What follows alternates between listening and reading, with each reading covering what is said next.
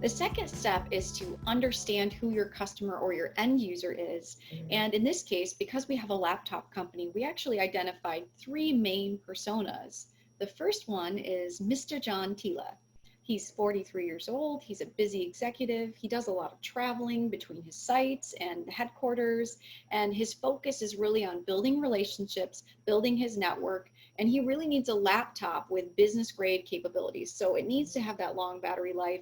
He's running from meetings to flights, and it also needs to be easy to use whether he's in his office or he's on an airplane. He also needs to be able to reliably present when he needs to present and wants to be able to switch between Mhm. writing on a tablet and using a laptop. So that's Mr. John Tila. And this is the process that you would go about creating this persona. It's pulling those stakeholders and those that understand the customer in the room and Mhm. walking them through creating these key fake personas that embody what it is that that customer is actually doing and a little bit about their demographics to make it relatable and Mhm. personal.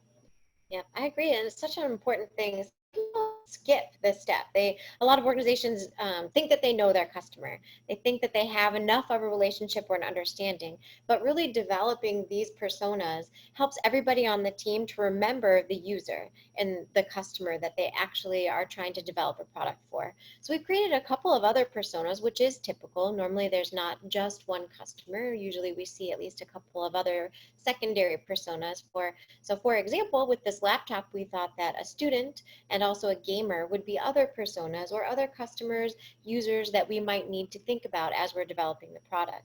So a student versus an executive might have very different ideas about what is valuable to them. So they might need something that's more durable, definitely more affordable Mm-hmm. than our executive. And Ramen it's, noodles. yeah, exactly. And also it's pre-configured. So the laptop already comes packaged with software. It's not as customizable, making it more affordable. And then the gamer, they're looking for the high quality graphics, the great sound system, maybe speed or customizable applications and things that they can, be creative with on their particular laptops. So again, the persona is a very important step of developing a product roadmap. And typically there's not just one, but could be secondary or even, three or four different types of personas that the team should think about when they're creating their vision and their roadmap.